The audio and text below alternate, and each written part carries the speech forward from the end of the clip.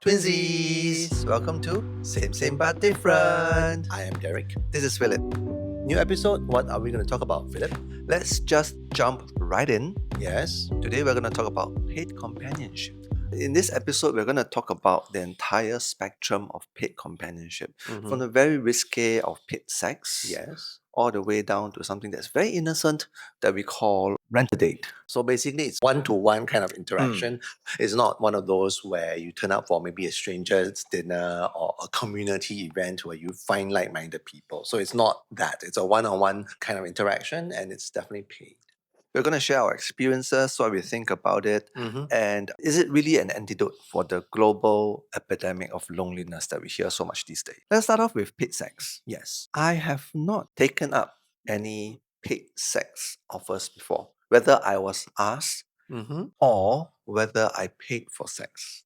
Interesting. Never. Okay. I am of the belief that I'm not in need for it Okay. yet. We'll talk about that later. Interesting. Yet.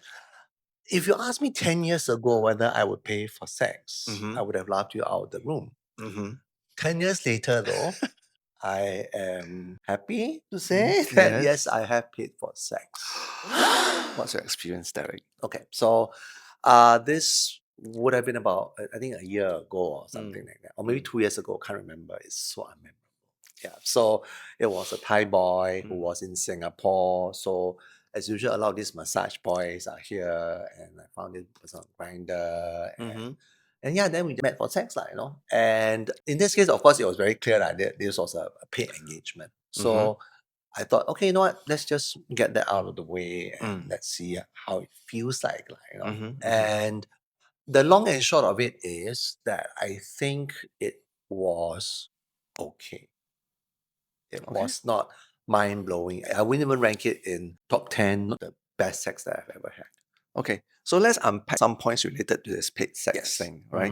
So in Singapore, paid sex is only within Geylang itself is legal. That's correct. So there are regulated sexual activities that you can pay for, but like you said, it's within the Geylang district. So everything else outside of Geylang is illegal. That's We're talking about, like you mentioned, foreign talents coming to Yes. Singapore On a tourist visa. offering sex for money. Yes. Yeah. So with that in mind, what was going through your mind when you actually went for it, so to speak? Yes. I think it started with the idea that, okay, it wasn't too expensive because some of these bitches can really quote quite a bit for the sex. So in this case, it was a Thai boy, and I thought, okay, that amount is fair. It's not outrageous. In my head, of course, I did the math. Like if I convert it to Thai baht, it sounds about right. Okay, fine. Let's just go for it. The other reason what made me say yes was, I just want to get it over and done. To kind of like put a tick to that and be very clear about what I will not do in the future. Yeah, so it's almost a process of confirmation, if you will. The psychological barrier, so to speak, about paid sex is that a lot of people think that, paying for sex is desperation. Yes. Like you can't get sex anywhere else, man. Why you have to pay for it? Yes and no. Right? I like to counter propose. Sometimes paid sex is more convenient. Again, disclaimer: we are not endorsing paid sex. We're not, especially in the context of Singapore. Gay sex is not illegal, but paid sex is illegal because it operates outside of the tax and regulation framework. So, having gotten that out of the way, paid sex is convenience. We are saying that because it is, in a way, convenient. Yeah. Okay, you may not get what you pay for. So that sucks. I know, right? So that's always the 50-50 of it all. But at the end of it, at least it's a transaction where you can have expectations of a delivery, so to speak. And you have no further responsibilities beyond the few hours that you pay for. Yeah, exactly. So in a way, it's convenience. It's not just about desperation. It's also about fulfilling a fantasy. That's correct. Yeah. Because sometimes you and your partner or you and someone else who are going steady, you are unable to fulfill a fantasy, so to speak. Yeah, because one of the parties don't find the other person's sexual needs palatable to themselves. So in this case, paid sex could be the only avenue Yes. to get a person sexually satisfied. Yeah. So it's a service. Mm. Sex workers are workers. Our Yes. blowjobs are jobs. Yes. And they, to me, it's very rational. There's no need to add any value judgment to it. There's also another point you mentioned earlier about how 10 years ago you would have laughed at this idea. Correct. So you're tying a time limit of sorts Correct. Yeah. where 10 years ago you were, I'm going to assume you were in the prime of your youth and Yes. you didn't have any trouble getting sex. Correct. Whether it's good or not is another thing. Right. No, Like- because last episode we talked about beauty, right? So yeah, I was physically comfortable in what I could offer in my 30s. So yeah, I would have thought that that's stupid. Why would I have to pay for sex? Yet 10 years later, Yeah, you have 10 years later. you have given up that insistence, that principle of sorts. That's correct. I kind of scrapped the idea and the notion and boiled it down to the purest of its economic terms. You're just paying for a need. Right? It's a service. Yep. Like hair wash, mani-pedi, same one. Philip, Okay. you haven't had paid sex before. No. The next part when you talk about sexual massages, yes. I've actually done quite a few when I was young. And the reason why we are demarcating the two, Philip? To me, they're not the same. Huh. Yeah. Paid sexual massages are not the same as paid sexual acts. Yes, because there's two different things, ma. The paid sexual massages, by right, you're supposed to get a massage in return. Okay. Of course, some people don't mind it, but I do. Okay. So I'm looking at two things: massage and whatever happy ending that happens after that. Okay. Right. Whereas paid sex, there's no pretense of service, so to speak. Okay. So it's almost like paid sex is only one service. Yes, it's singular. Paid massages with a happy ending is a 1+1 or 1+0.5 or whatsoever. Okay. Yes, correct. So I have not done paid sex before. As for paid massages, I am glad to report that I have tried both sides of the camp. Oh, that's cute. Philip, why don't you share both sides of the story? Right. When I was still in the closet in my 20s, I remember now with my army friends. It's always the army friends that Oh my God, that means you're in your 20s. 23, 4. There was a trip that I went with my army buddies 2 decades ago. Yeah, to Bangkok in an attempt to assimilate in a group. Yes. I went for sexual massages with them. It's called Thai Wash. Translated to English is Thailand Wash. Literally then. Yeah. So it's a shower cum massage sort of thing.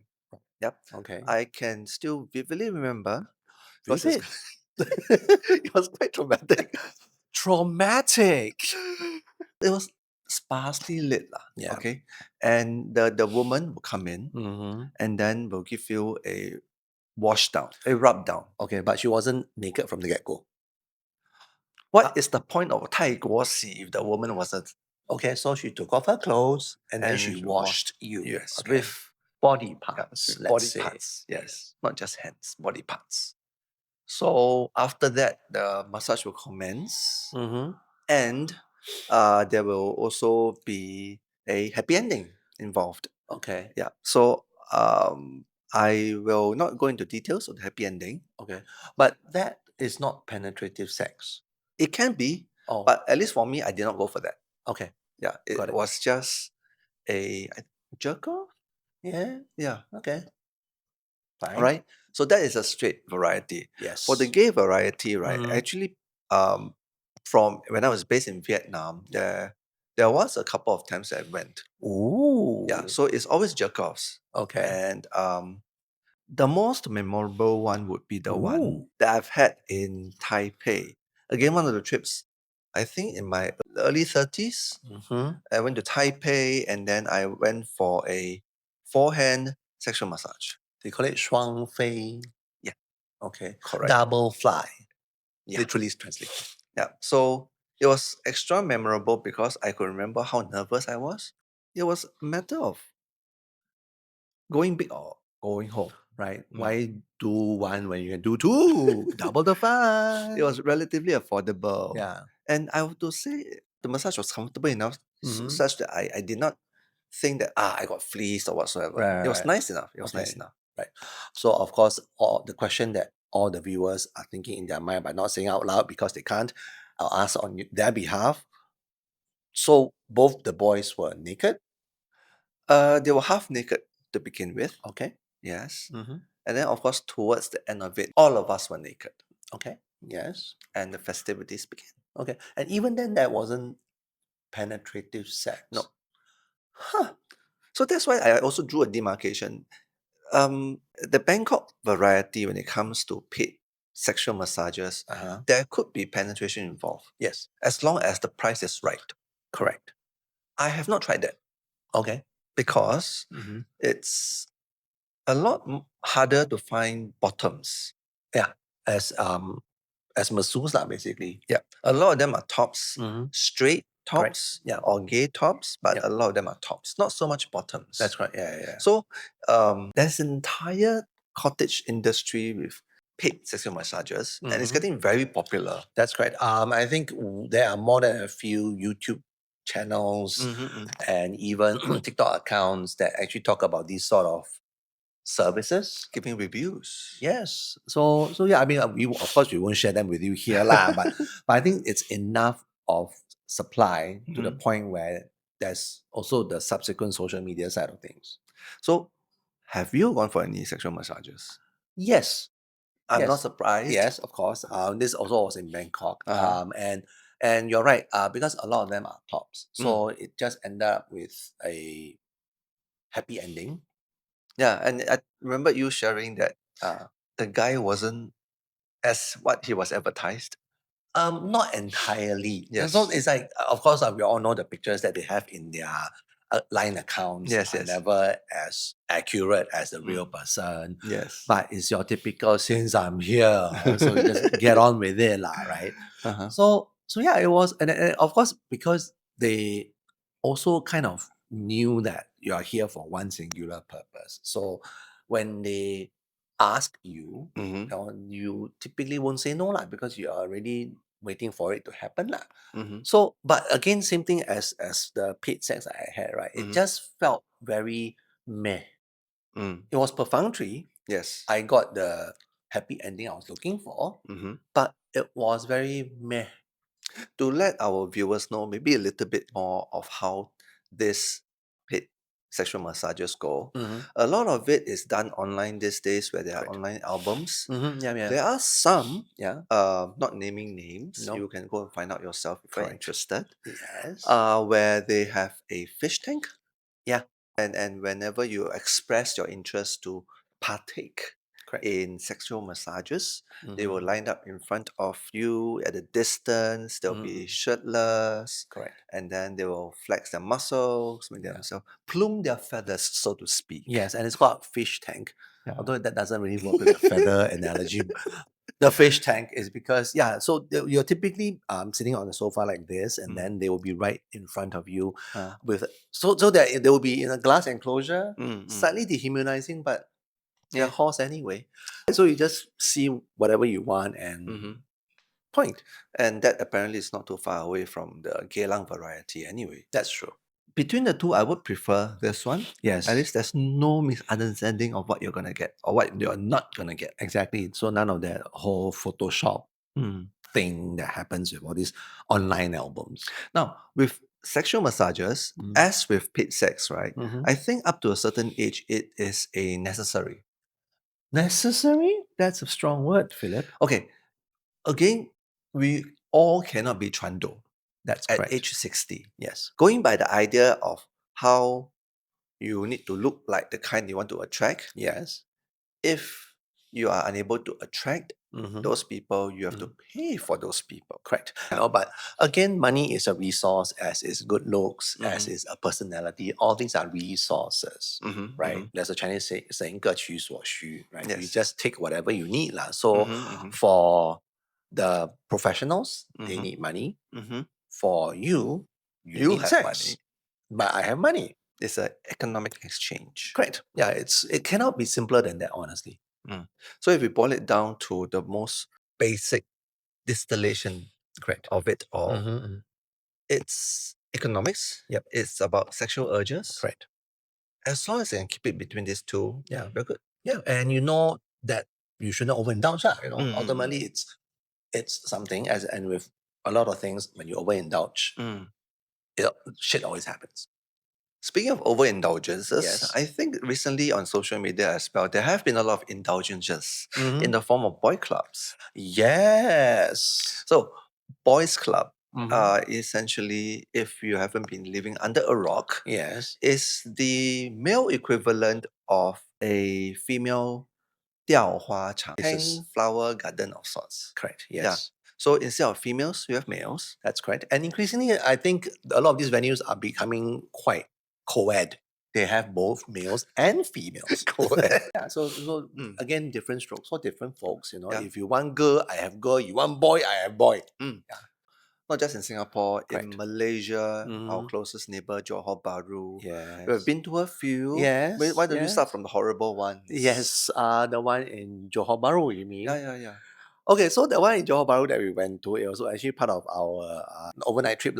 As usual, we gays go there for our cheap massages, facials, mani, pedi, haircut, all this stuff. So at night, nothing to do, right? Go to such a place, So when we went, it was fairly new, and what we saw on social media looked interesting, wow, the boys not bad. Still got ang mo one, no, wow, sure, no. So we decided to check it out, Derek being Derek for mowing, right? That's correct. So we went there about 11. Yeah, we were about thereabouts. 11 something at night. The moment we stepped in, we knew something was wrong. Because there were so little people. We were the only table. We grew to realize that there were other people there, so it's not an empty club, right? That'd be actually kind of creepy. But there were a lot of girls and guys just sitting around. And then after a while, you realize, wait, those are the talents? Those are the talent? Unfortunately, they were. Yes, they were the talent.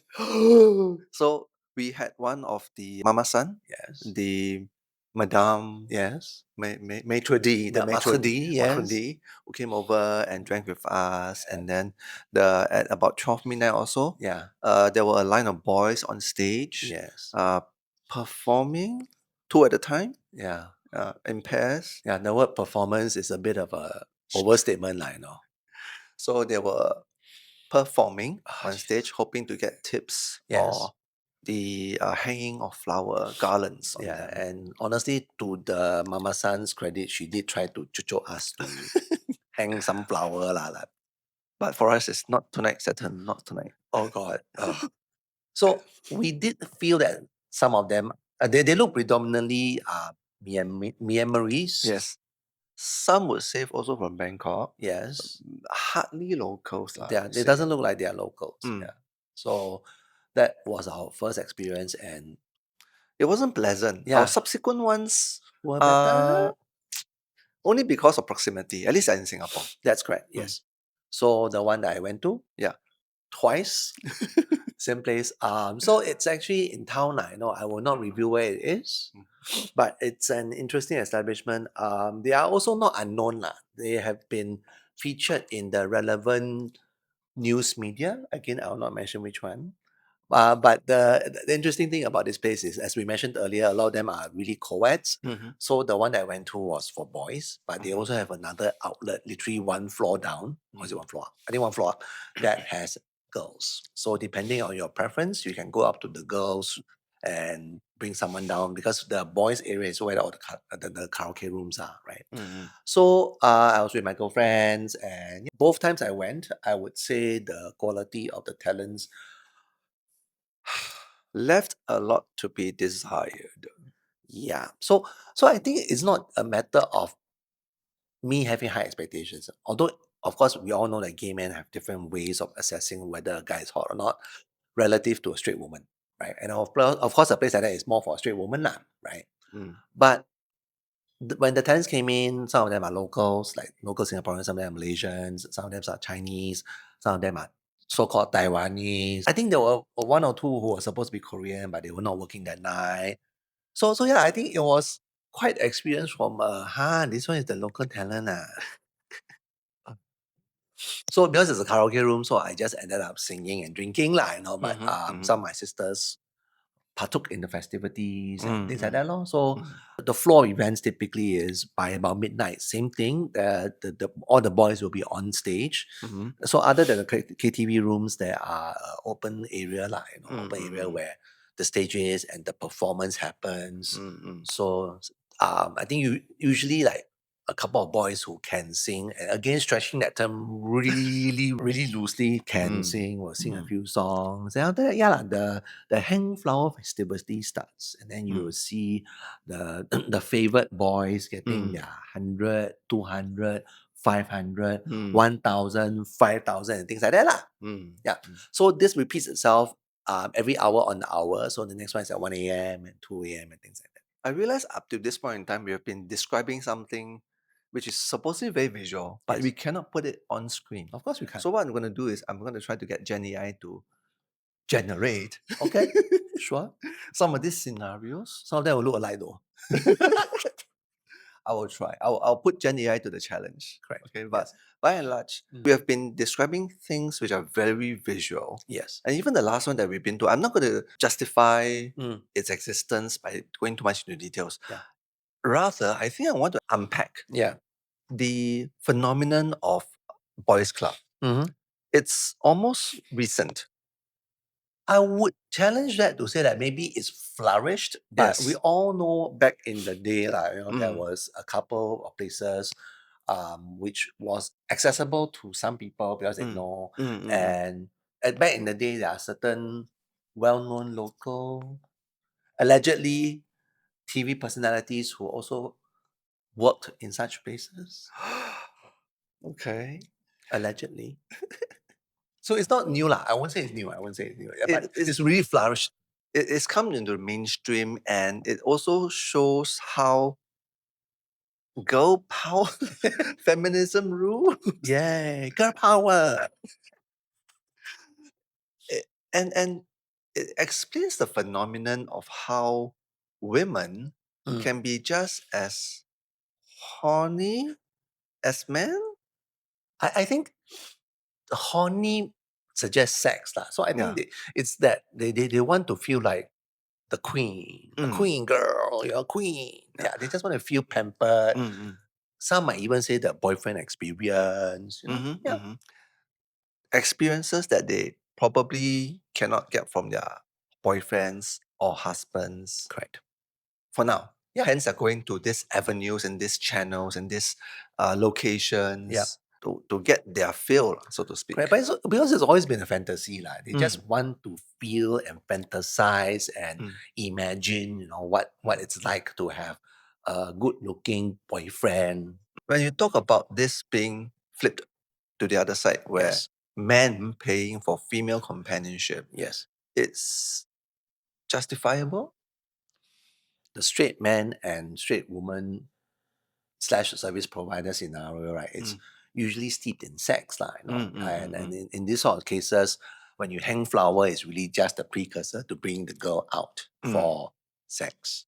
But apparently, in the flip scenario where at the boys' club, right, not all of them are actually brought out.